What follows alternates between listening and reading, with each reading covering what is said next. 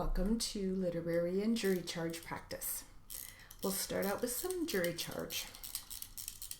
Ready? Here we go. Let me turn now to mitigating factors before you may consider the appropriate punishment for any one of the capital counts for which you have all found that Mr. Sarr was 18 years old or older and the existence of at least one gateway factor and at least one statutory aggravating factor. You must also consider whether Mr. Sarr has proved the existence of any mitigating factors pertinent to the question of punishment for that particular count.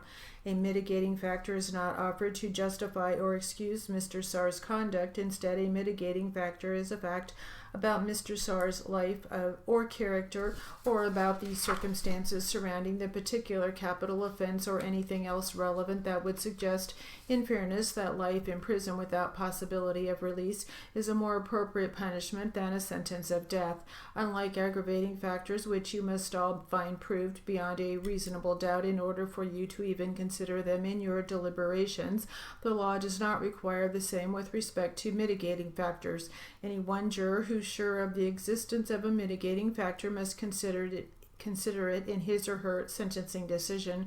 Furthermore, as I've said, it is Mr. Sarr's burden to establish a mitigating factor only by a preponderance of the evidence.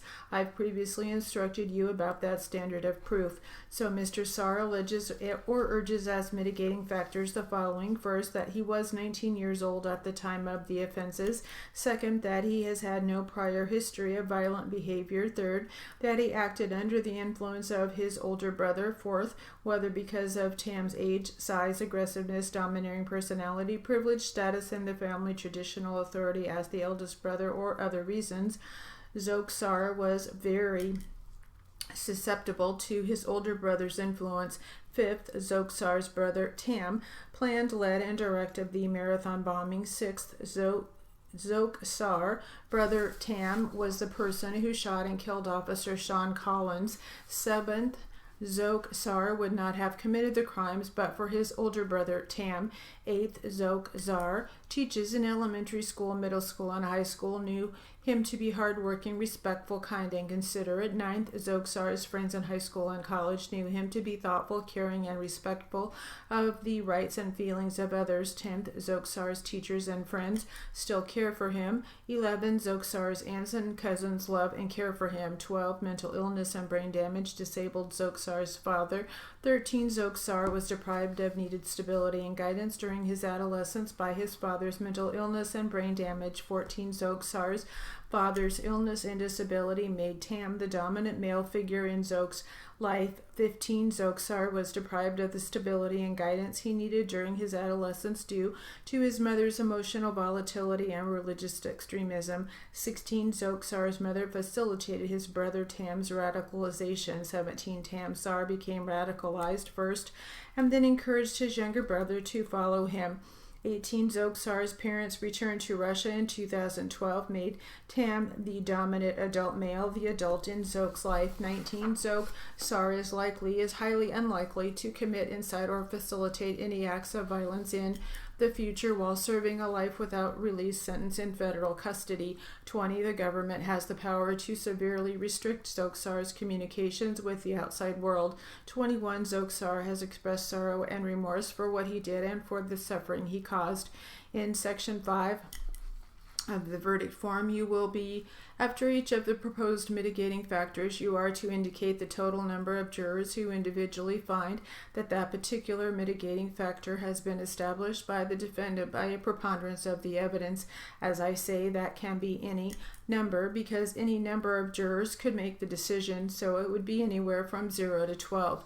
In addition to the mitigating factors specifically raised by Mr. Sarr, the law also permits each of you to consider anything about the offense, the circumstances of the offense, or anything about Mr. Sarr's background, record, or character, or anything else relevant that you individually believe should mitigate in factor of the imposition of life imprisonment without the possibility of release instead of the death penalty. In other words, the law does not limit your consideration of mitigating factors to those that have been proposed or articulated by the defendant.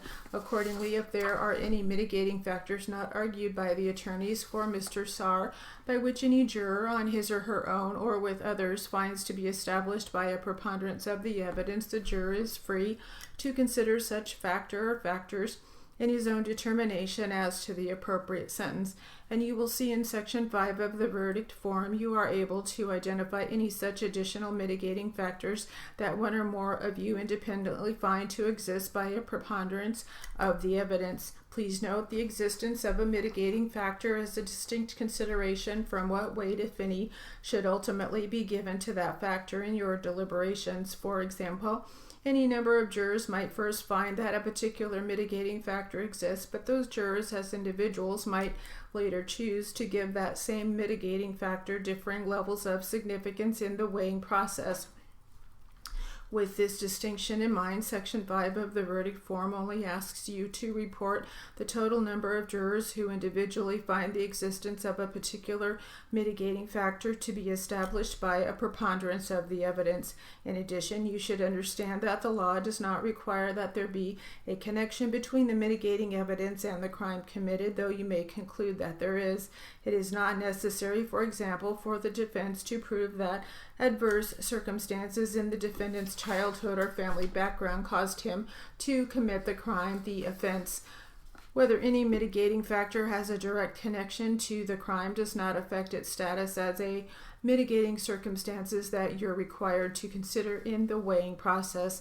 After you've completed your findings with respect to the existence or non-existence of mitigating factors, you should then proceed to Section 6 of the verdict form to weigh the aggravating factors and the mitigating factors with regard to each of the counts for which you all found that the defendant was 18 years old at the time of the offense, and you found the existence of at least one gateway factor and at least one statutory aggravating factor.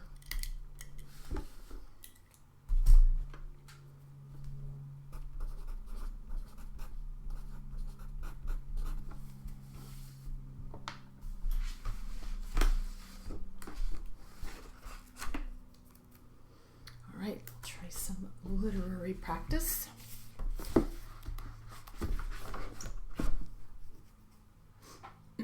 Excuse me.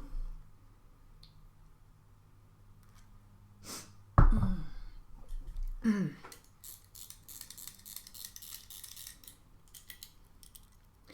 this is an article we had previously started called Captioners Say I Love My Job. Ready? Here we go. What's the best part of being a captioner? Fully, the best thing about my job is I get to learn a bit about everything. I always think nothing I write sinks in until in a random conversation I say something and then ask myself, how in the heck do I know that? My former student got her master's in art history. One semester in, I realized I have to see this. Because of that, I went to Europe for 2 months to look at Renaissance art, museums, and so on. The gratitude of the consumers I work with puts a smile on my face and makes me feel like I'm contributing to the greater good. I can't draw or write legibly to save my life, but I've come to realize captioning is my art and I love doing it. Being an independent contractor is also a huge benefit. I have the flexibility to be able to make my own schedule as well as pick and choose what I feel like doing from week to week.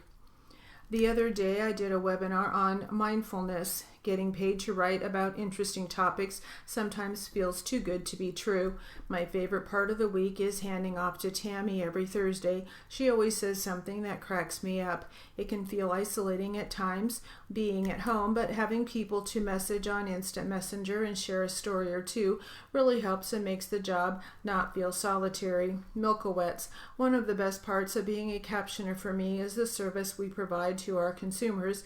That feeling of gratitude is felt most when obviously on site, but I can also feel it when I'm captioning breaking news, for example, weather, terror attacks, coverage, etc. I was not captioning during the time of 9/11, but I'm sure those folks who were who were know exactly what I am talking about. I also love it when the students reach out and thank me. Were it not for us helping them, their classes might be almost impossible. That's a great feeling. As far as benefits, I love being able to stay at home to work, and I love, as an independent contractor, being able to make my own schedule. As a mother of a teenager, my availability to him is first and foremost, and I feel blessed that I am able to be there for him. I also love when people ask me what I do. I enjoy their response, which almost always is, "I didn't know a person did that. That's so cool." None. There are so many things I love about my job. Most people go to work and discuss the same topic every day, but for me, as a staff captioner with alternative communication services, I'm assigned to a wide variety of events every day. I've captioned concerts, plays, political debates, international meetings, and college classes covering dozens of different subjects. I'm always learning something new.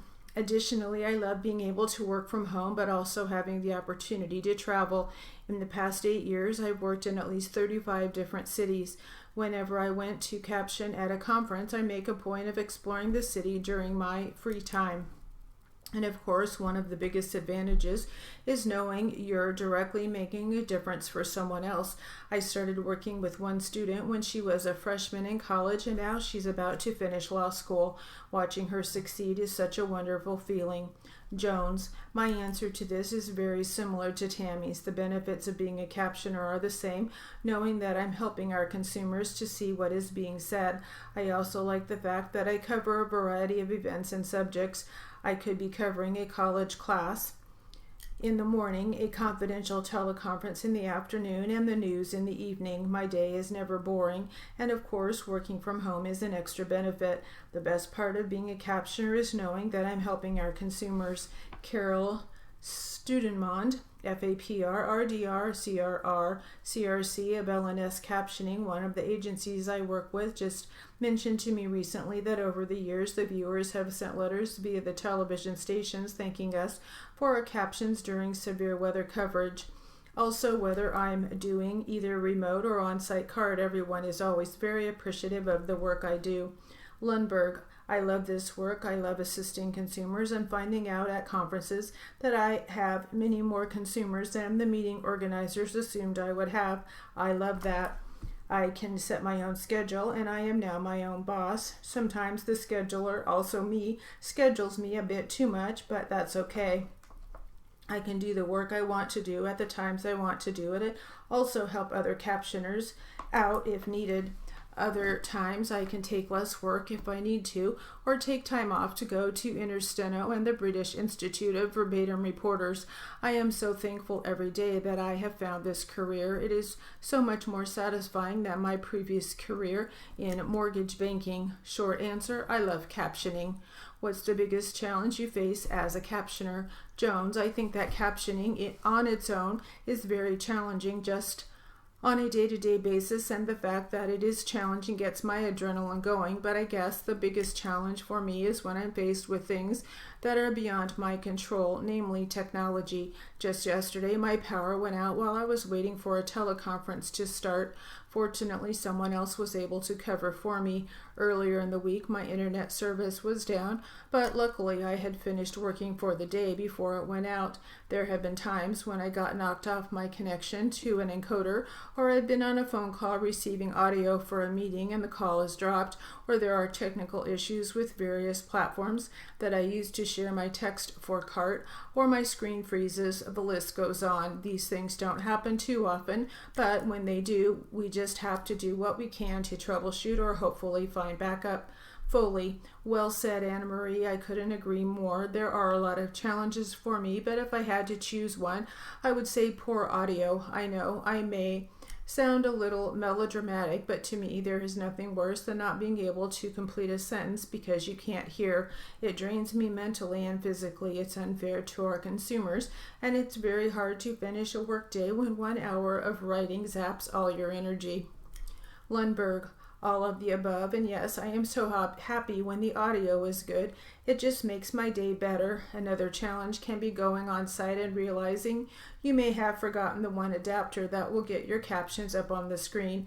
I've found that making friends with the AV people helps with problems like that. Plus, it makes a more pleasant working environment if you take a few minutes to get to know who you are working next to. Milkowitz, ditto, and ditto, especially on the audio. I completely agree with Josh. It's so exhausting when the struggle is real with the audio. I know that sounds a bit silly, but the combination of trying to hear and write the content is exhausting and frustrating, and if it's a long job, it just makes it that much worse. I also add to the list the technical aspect of our job. If a computer goes down, you have to switch computers in the middle of a newscast. This happened to me recently. I was able to get the switch done before they came back from commercial, but it's stressful, and sometimes the most technical, complicated connections are stressful as well.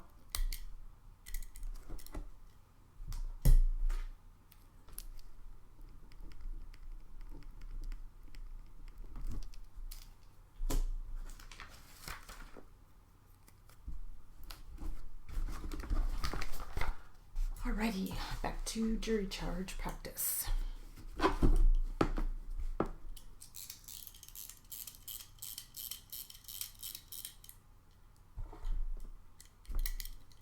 Ready? Here we go.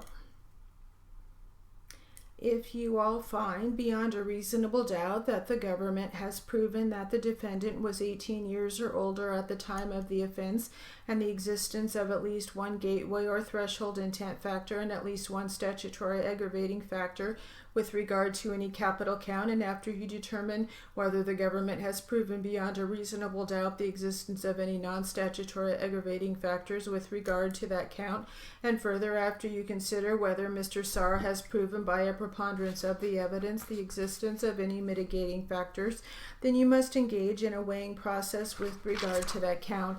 You must consider whether you are all persuaded that the aggravating factors sufficiently outweigh any mitigating factors, or in the absence of any mitigating factors, that the aggravating factors are themselves sufficient to call for a sentence of death on that particular count that you are considering.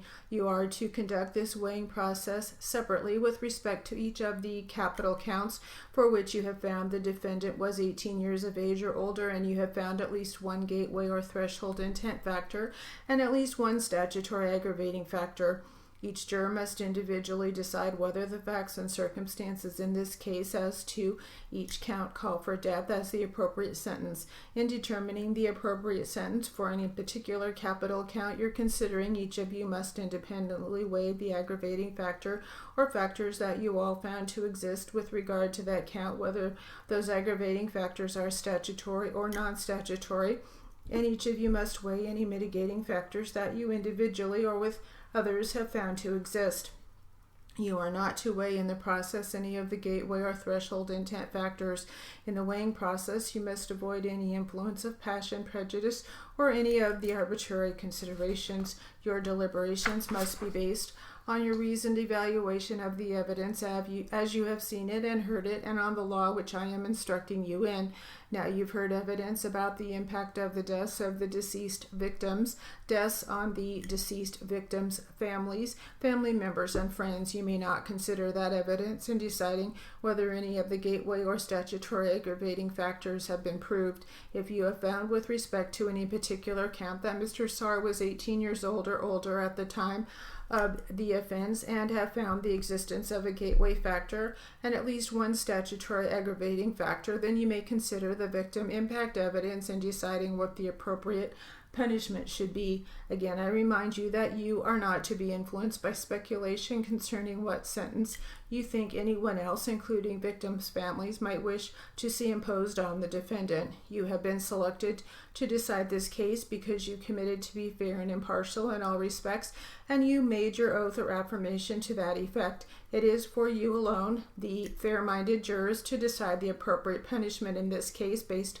on your careful evaluation of the evidence that you have heard and seen. I also want to caution you again, as I did during the trial, that you are not to consider consider any possible financial costs to the government that may be involved in carrying out either the death penalty or life imprisonment without the possibility of release. This is so for two reasons. First, whether one sentence may be more expensive than another is simply not a proper basis upon which to decide a matter as grave as this. And second, even it were proper to impose either the death penalty or life imprisonment to save money, there's no evidence before you as to which sentence, if either, is actually more expensive to carry out. For both of these reasons, it would be improper for you to base any part of your decision on the notion that the government could save money by imposing one sentence rather than another. By that is again a subject that should not even be discussed by you in the jury room. Again, whether or not the circumstances in this case call for the sentence of death is a decision that the law leaves entirely to you. All 12 jurors must agree that death is in fact the appropriate sentence in order for it to be imposed, and no juror is ever required to impose a sentence of death. The decision is yours as individuals to make. The process of weighing aggravating and mitigating factors against each other, or weighing the aggravating factors alone if you find no mitigating factors in order to determine the proper punishment, is by no means a mathematical or mechanical process. In other words, you should not simply count the total number of aggravating and mitigating factors and reach a decision based on which number is greater. Rather, you should consider the weight and significance of each factor. As I've said, in carefully weighing these factors, you are called upon to make a unique individual judgment about the sentence Mr. Sarr should receive.